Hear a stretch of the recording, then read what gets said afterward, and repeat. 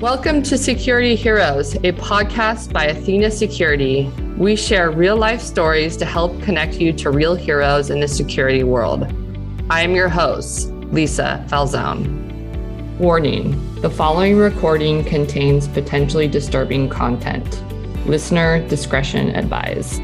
Joining me today is Martin Green, a principal consultant and healthcare security management professional and the founder of Martin Green and Associates. Martin has been working in security management within the healthcare sector since 1985. Martin is credentialed by the IAHSS as a certified healthcare protection administrator, and he served on the association's board of directors for many years and also served as association's president in 2017. So welcome, Martin. Thank you. Nice to be here, Lisa. Yeah, so great to have you. I'm so excited to talk to you. You've had almost 40 years of healthcare security experience, and just really looking forward to hear your perspective, how times have changed, and all that. So just to start with, what sparked your interest in pursuing a career in healthcare security consulting services? Well, let's step back 38 years ago to what pursued my interest in working in healthcare, which was totally by accident. And I know many of my colleagues in healthcare security didn't plan on being a healthcare security manager, didn't plan on being in healthcare security. They stumbled into it by accident. It's kind of what happened to me back in 1985. In fact, in 1985, I didn't even know that hospitals had security departments. I didn't think that people would, who's going to steal from a hospital?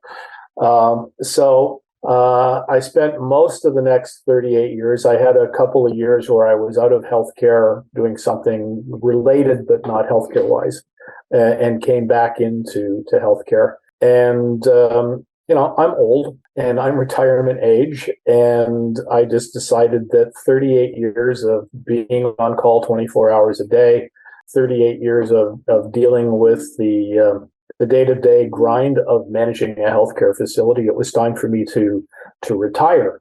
But I have this inherent love of healthcare. It really has done something to me working in a hospital all these years. And although I didn't want to be directly involved in the management and operation of a healthcare facility, I felt that I had a lot to offer.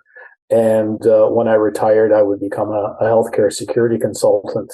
In Canada, particularly, there's not a lot of healthcare security consultants out there. I mean, there are security consultants, but they don't necessarily have the background in healthcare. And there are security guard companies that provide healthcare security consultants, and the people that work for those companies and do that work are exceptionally well qualified, but they're not independent.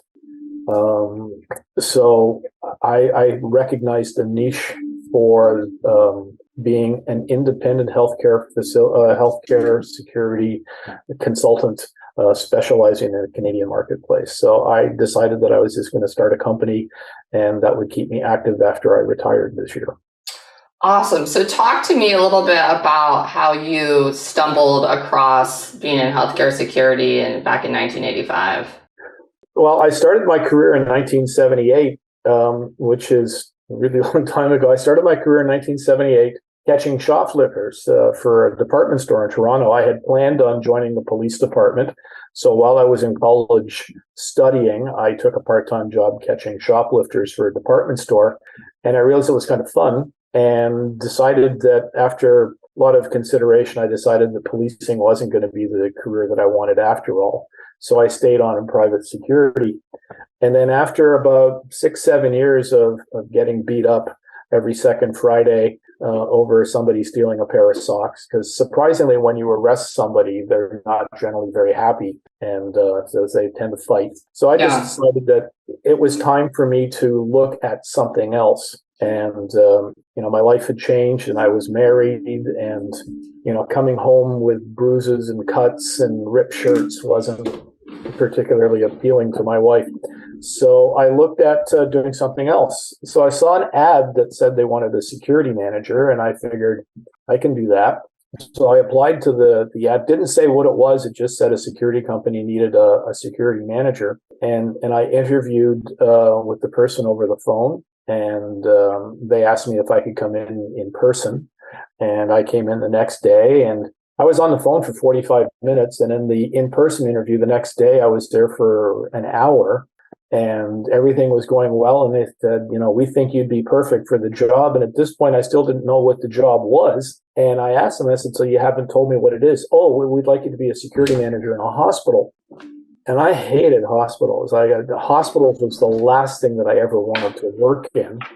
But it sounded like an interesting job. I was tired of working catching shoplifters, so I took a stab at it and figured I'll probably last about a week and I'll get fired because I keep throwing up or passing out or something like that. But I quickly became acclimatized to the healthcare environment, to the unique situations, and I began to thrive in it. And I think a lot of people that have been in healthcare security, they do thrive in it. They do see the importance of it. And once I got into it, there was no turning back. I just absolutely loved the environment. Yeah, totally. I mean, I kind of stumbled into healthcare security as well. I mean, we developed our system for schools, but because that was what was always in the news, and then found out, healthcare is such a vertical in demand of weapon detection. So how you mentioned healthcare security is so different than doing other security. Can you just talk a little bit about that? Well, sure. I have a lot of friends and colleagues in other sectors in healthcare, in retail and commercial and residential and industrial and stuff. And you take a hospital is a small city. You have thousands of people in the building at any given time. You have people at every stage and phase of their life from birth to death. Hospitals don't close. We're open 24 hours a day. And in a shopping mall, maybe once or twice a year, somebody might have a cardiac arrest and die in the shopping mall. And maybe once or twice a year, a woman might go into labor and have a premature delivery in the shopping mall. Well, people are born and die in a hospital every single day. And so for that, you're dealing with the emotional trauma of an unexpected death, families and in the waiting room of an emergency department or an operating room or the intensive care unit, dealing with the human emotions. You don't get that anywhere else. You don't get that in a shopping mall. You get that in a commercial office building. And maybe once in a while something will happen, but in a hospital it happens every single day. And no one is ever happy about going to a hospital except like the expectant family. They're going in to deliver the baby. They're happy, but no one else is happy. And you're not happy going to say goodbye to your grandmother for the very last time. You're not happy going. 4 years ago, right around this time, my son, my oldest son, was critically ill in a hospital in Chicago. And I got an emergency call at home, and I had to hop on a plane and fly to Chicago. My son was on life support in the intensive care unit of the Chicago hospital. I was not happy. I mean, that's a very dramatic, traumatizing time. So I understand firsthand what it's like to be there. Thankfully and miraculously, my son made a complete and total recovery. And a week later, he walked out the front door in perfect health. But, he went in, he was on life support. So it was very traumatizing. So when families deal with that, and, it made it easy for me, although I was worried sick about my son, I'm in an intensive care unit and I know what everything is. So I know what the hoses are, and I know what the tubes are, and I know what the beeping sounds are. Other families don't, and they go in and, well, what's that noise? And why is it making this noise? Call the nurse, that thing is making a noise. So you've got all that, plus you've got your loved one who is, who you have no control over. You're at the mercy of everybody in the hospital. So that's, no other workplace has that. And then, you've got the workplace violence, which is a significant issue in healthcare. And that was not something that happened 38 years ago. Nobody ever yelled at a nurse unless they were drunk. So for the most part, you had a level of respect for the profession of nursing and for the medical profession that just seems to be totally out the window now. And people are just rude and obnoxious and threatening and assaulting healthcare workers on a daily basis. It's one of the most dangerous occupations in the world. It's more dangerous being a frontline nurse in an emergency department than it is being a police officer. Wow, that's so interesting. More dangerous being a frontline nurse in the ER versus a police officer. Hundreds, if not thousands, of healthcare workers around the world are assaulted every day. Some of them very seriously, to the point that they can no longer work. They've been permanently injured, physically, psychologically. There are healthcare workers that are murdered at work.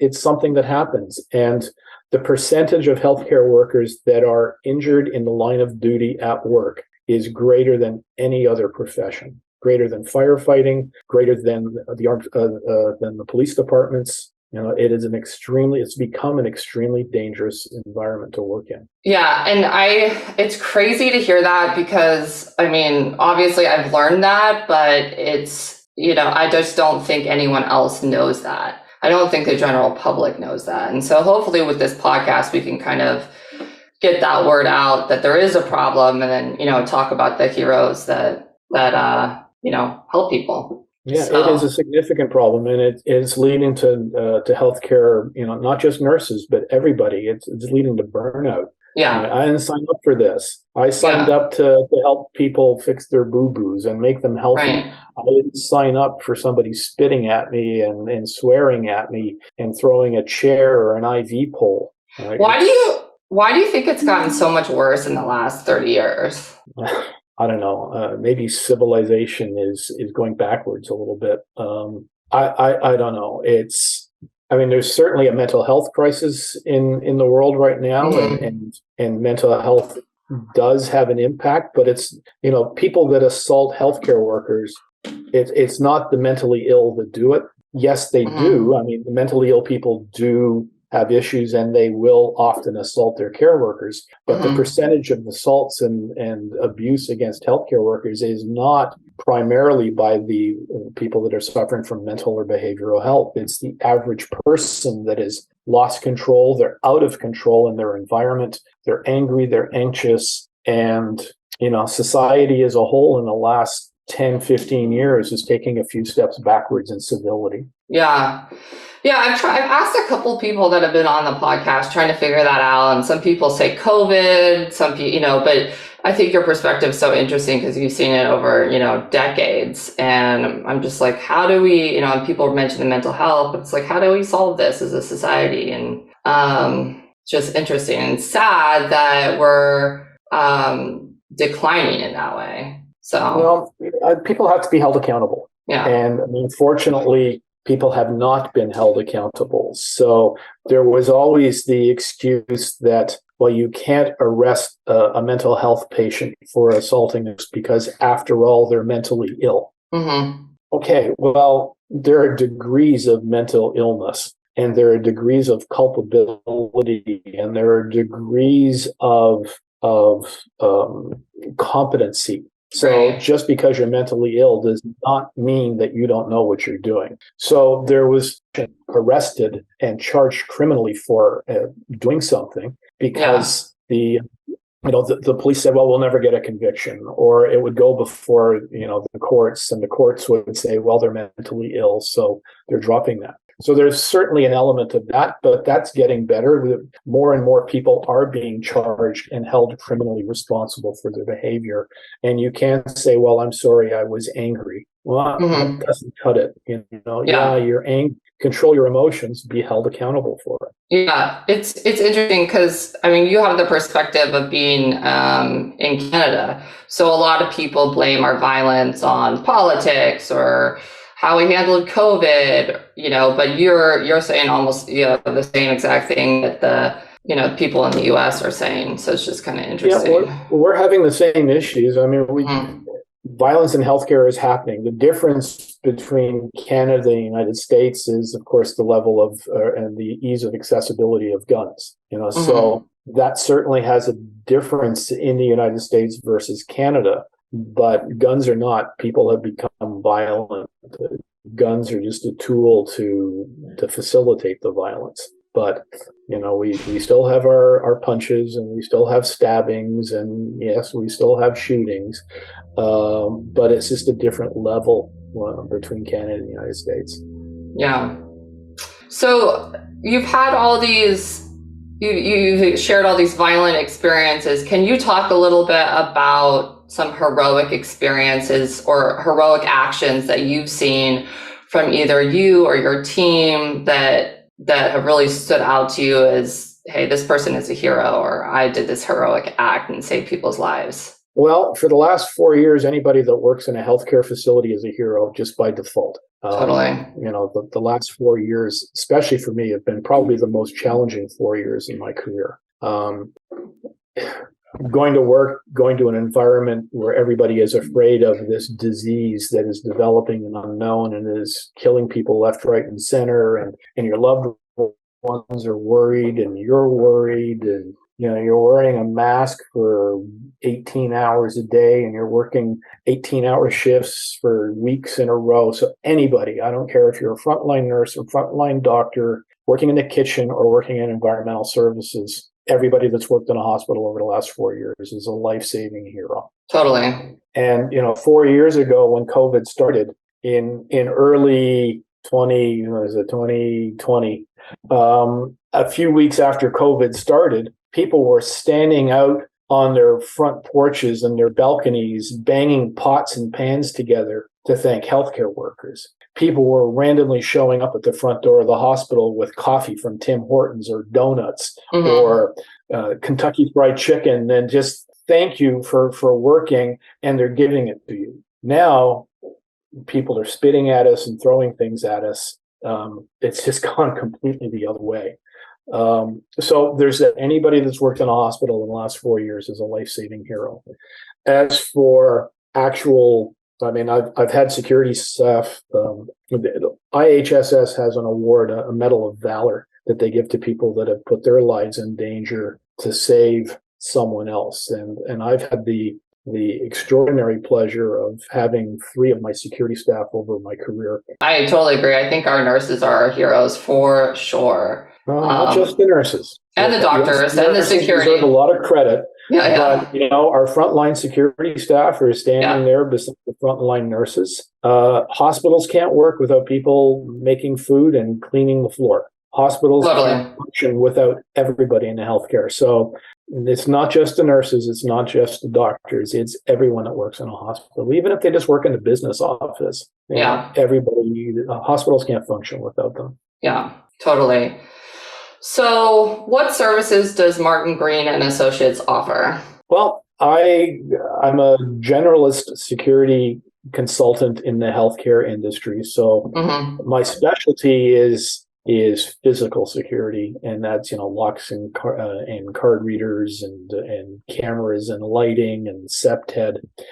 But I provide training services. I provide policy review, emergency preparedness background, and just general all-round healthcare security consulting services. And I said the reason that happened is that we had an incident at one of my hospitals recently, and the senior team decided they wanted to have an independent third-party security consultant come in. And I said, yeah, I'm fine with that. I have no worries about my security program. I welcome the opportunity. And that's when I realized that there were no Canadians that were providing that service. There was nobody in the Canadian marketplace that was an independent healthcare security consultant that had the background in healthcare security. There were people that provided security consulting services, but they tried to do everything. And they're doing a retail environment, but they've never actually worked in a hospital. And I think that if you're having a consultant come in telling you how your program is working, it should be somebody that's actually done it so that they have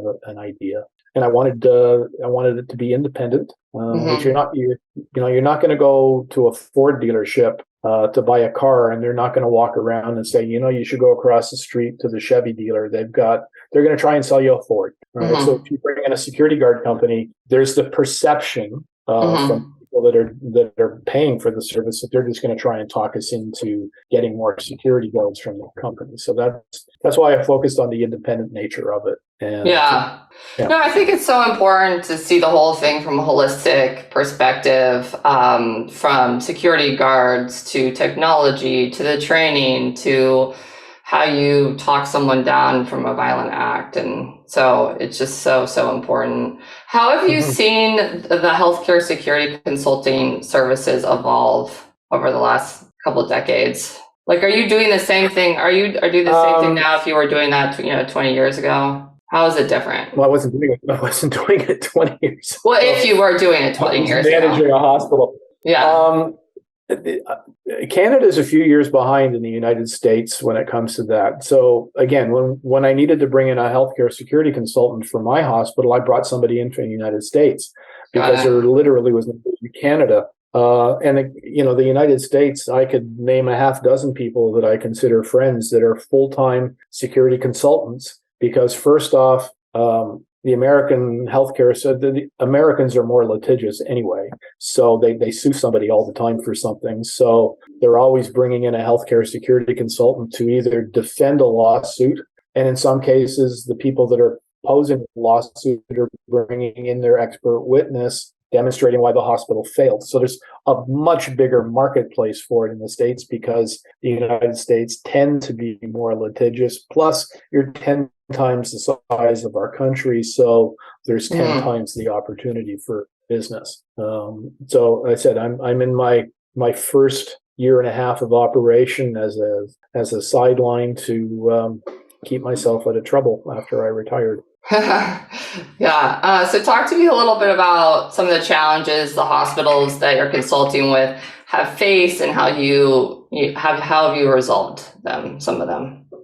Well, there have generally been threat risk assessments where we're coming in either in response to an issue that may have occurred, or in some cases, people have gone from one hospital that had a very good security program to another hospital that was perhaps lacking, and they've identified a need, and they've asked me to come in and review to see how things are and do comparisons that way. And that's generally what I've done is gone in, looked at what they've had, made my recommendations for improvement. I'm working with one facility right now that's getting ready to open and helping them get their policies and procedures in line for their opening date. And I have a few other potential things in the works right now that would include training and on-site security assessments and threat risk assessments. Are you technical? Do you get involved with technology that much? So I know how to use it, but I don't know how it works. Okay. Sure. So I don't get into, you need cameras that have this specification. I get into, you need a camera. All right. And then we'll work with the vendor to figure out what's going to work best. So I don't recommend a specific product. That's why I'm maintaining my independent nature. Sure. So I'm not going to go in and say, well, you need to get this brand of camera. Yeah. I will just go in and say, you need a camera that will allow you to read a license plate, and let them figure out which license plate camera they're going to get. Or you need a camera that has digital analytics or artificial intelligence. Again, I'm not going to say you need to get this brand over this brand, but you should look into these things. So again, I don't know how it works. I don't know how to use it. And I think it's the important thing. Yeah. So talk to me a little bit about how you've seen technology help or hurt, or what your thoughts are in the last, couple decades. Well, when I started in the security industry, cameras are the size of a Volkswagen. Right. And they were really lousy pictures, and, they ran hot and they burned out after a year and you had to replace them. So you had these big, giant, cumbersome cameras that ran off VCRs and time-lapse video recorders and motorized pan, tilt, zoom devices. And over the years, we've seen cameras. I got a camera right here on my desk. I have this little teeny tiny camera that's got better image quality than anything that existed that's wireless, and so the camera technology is phenomenal. So there's that. I've seen the camera technology become like over the top in what it's capable of doing. Pretty much everything else, keys are still keys, locks are still locks, but it's the camera technology that's really helped, and the access control with facial recognition now and biometric readers. All of that has made a significant change. But the technology doesn't prevent the thing from happening. There's misconception that if we put a camera here, then it will stop this from happening. And that's absolutely not true. A camera doesn't prevent people from doing things, because if it did, we wouldn't be watching YouTube videos and TikTok videos of people doing really stupid things and committing crimes. There's cameras everywhere. The cameras don't prevent it from happening. Hopefully, they just give you a better image and a better chance for recovery and that's kind of how we started Athena. We're just like, there's so many cameras out there that are great, they're recording crimes, but nothing's actually helping prevent crime. So anyway, so the technology that you're developing and that other companies that's the stuff that prevents crime. Cameras don't prevent crime. Cameras only watch it happen. Totally. So we do have a lot of security consultants that, tune into the podcast. So if you could just tell them some advice of what are the characteristics that make healthcare security consulting services exceptional. I think it's just the wide variety of the environment. I mean, a hospital is dynamic and it's constant, and the unique nature of a healthcare facility and everything that goes along. Yes, there's still SEPTED involved in healthcare security. There's still cameras and fences and card readers and all of that other stuff. And yes, we're going to have the same type of cameras that a shopping mall is going to have. And maybe we'll have just as many cameras as a shopping mall has. But it's how do you apply it? How do you make a hospital safe and secure without turning it into a prison? Exactly. And how do you take and one of the challenges that hospitals have faced when it comes to physical security over the years is that the hospitals were designed to be open and inviting, and you walk in and they've got this glorious main lobby with an atrium and wide open spaces, which are incredibly difficult to secure. So how can you secure a space without turning it into a prison, without spending $100,000 on turnstiles across your main lobby, and turning it into an unwelcoming environment? So how do you make a facility secure and still make it open and inviting and welcoming, and not having people feel as though they're going to a prison or walking through an airport? Totally. Speaking our language.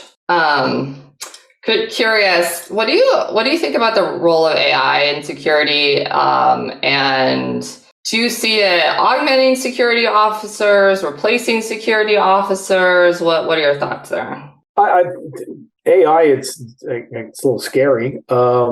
I think definitely in the right environment with the right circumstances. So, a lot of hospitals have very limited security guard coverage. There's probably more hospitals in Canada and the United States that don't have security than do have security, especially when you get into the small rural settings.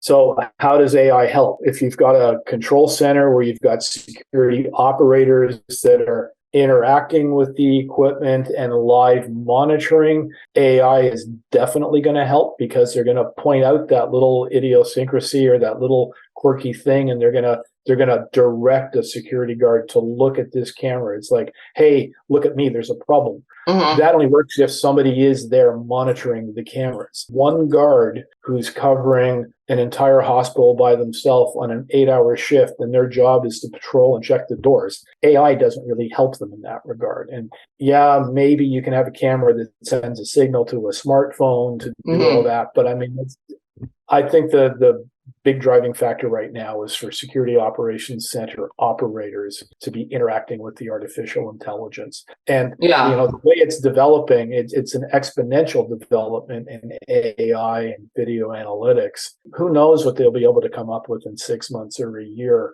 that could totally change the dynamic of the environment. Yeah, I mean, there's some companies that do robots that are, acting as security officers. And I've actually, like at the beginning, I thought that could be viable. But then after being in the industry, I realized that these are people, especially in healthcare, these are people with strong emotions. And you really need someone that is also a human that can kind of talk them, de-escalate the situation, use empathy. And I just really don't think it's something that you can get from a robot. So I agree. I think that AI is really going to augment, and I really don't think anyone should be worried about their jobs in security because of AI. Right. The robotic technology's come a long way, but it still is limited to what it's capable of doing. Mm-hmm. And when I was working at my last hospital before I retired, I did seriously consider robotic technology to patrol my parking lot. Yeah. Because we were having challenges with theft from motor vehicles in the parking lot. And I could go and I could put in a whole pile more cameras, or I could get a robot. And the robot that I was looking at was particularly large, very visible robot. And I thought this would be cool. Put this in the parking lot, and people are going to second guess when they see that robot. And it had interactive features where you could go up and touch screen it and ask for directions into the building and all that kind of cool stuff. But robots can't respond to a violent patient situation. Totally. Robots can't unlock doors at this stage. So they're patrol bots. So in the warehouse environment and in the retail space, especially after hours, I think they're great. There's a Walmart not too far from me that has a robot floor cleaner. It doesn't work very well because everybody stops in front of it to see if it'll stop in front of them. So it doesn't work very well when the store's open. But it's great technology and robotics in the right environment. But robots still can't call an elevator. So they're limited to one floor. Robots can't open doors. Now, I know somebody watching this is probably going to say, oh, mine can. But, generally speaking, they're very limited to what they're capable of doing. But what they are capable of doing is really good. And I don't want to name brands, but I've seen robots out there that they're pretty cool and they do a great job and they do monitor and they do identify, and in the right environment, they're perfect. Hospitals, unless RoboCop comes along in the next couple of years, I don't think we're going to see robots interacting with people in a hospital setting because they're just so limited at what they're able to do at the moment. Totally. So in conclusion, unless you want to talk about anything else, got one final question for you. So what would be your message about the crucial role of healthcare security consulting in the community? One final message.